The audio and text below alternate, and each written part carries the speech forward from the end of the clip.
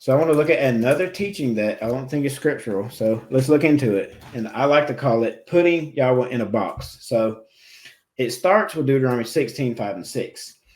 You are not allowed to slaughter the Passover within any of your gates, which Yahweh Elohim gives you, but at the place where Yahweh Elohim chooses to make his name dwell. There you shall slaughter the Passover in the evening at the going down of the sun at the appointed time you came out of Egypt. So people will read these verses and say something like, or something to the effect of, we can't observe Passover because we aren't in Jerusalem. But for some reason, they won't apply the same logic to the other feasts. It only occurs with Passover. I don't understand it. So here's a question to ponder. Were the ancient Israelites in Jerusalem when they observed the original Passover? No, they were out in the desert. So where does this teaching originate besides Deuteronomy 16? So this is one of those teachings I like to call a duct tape doctrine. So they take Deuteronomy 16, they duct tape it to 1 Kings 9, and they duct tape it to 1 Kings 11:36. So let's try to piece this together so we can pick it apart. So 1 Kings 9:1-7 says, and it came to be when Solomon had finished building the house of Yahweh and the house of the sovereign, and all the desire of Solomon which he pleased to do, that Yahweh appeared to Solomon the second time, as he had appeared to him at Gibeon. And Yahweh said to him, I have heard your prayer and your supplication that you have made before me. I have set this house apart, which you are built to put my name there forever. There's that word again. Need to pay attention when that word shows up anywhere in Scripture, whether it's a Torah or not. And my eyes and my heart shall always be there. And you, if you walk before me as your father David walked, in integrity of heart and in uprightness, to do according to all that I have commanded you, if you guard my laws and my right rulings, then I shall establish the throne of your reign over Israel forever. As I promised David your father, saying, there is not to cease a man of yours on the throne of Israel. So the key right here, part of the context is, if you walk before me as your father David walked, to do all that I have commanded you, if you guard all my laws, my right rulings.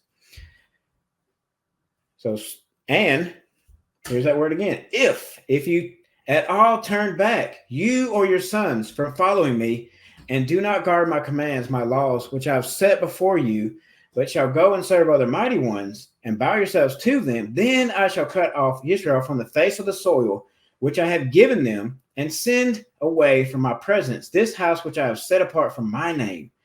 And Israel shall be a proverb and a mockery among all the peoples. So, serious question about the context here. Has Israel been obedient since Solomon's day? No, they have not. And then the last piece of this duct tape doctrine is 1 Kings 11:36. And to his son I give one tribe, so that my servant David shall always have a lamp before me in Jerusalem, the city which I have chosen for myself to put my name there.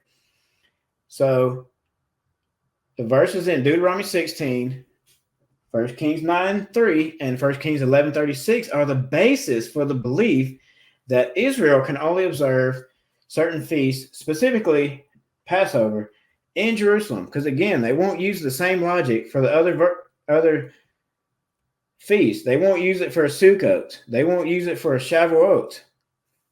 For whatever reason, they like to just tie this one verse into a Passover observance. But Yah has the final word on all matters. So let's see another piece to this puzzle. In 2 Kings 23:25-27, and before him there was no sovereign like him, who turned back to Yahweh with all his heart, with all his being, with all his might, according to all the Torah of Moses. And after him none rose up like him.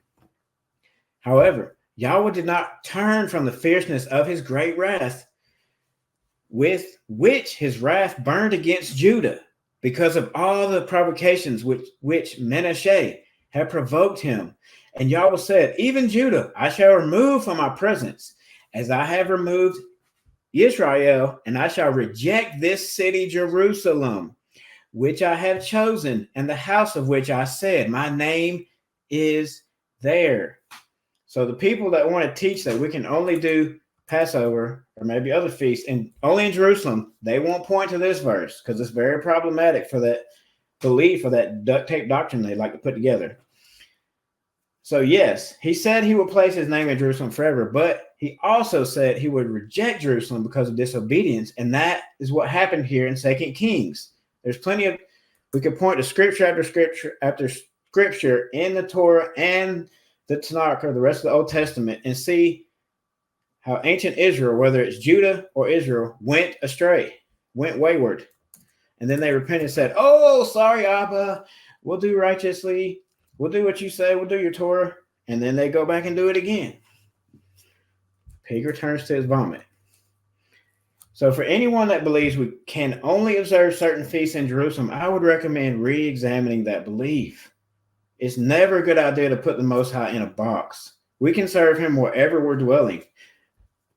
Whether we live in Jerusalem, Israel, or Jerusalem, Georgia, because there is, I think, 2 Jerusalem, Georgias.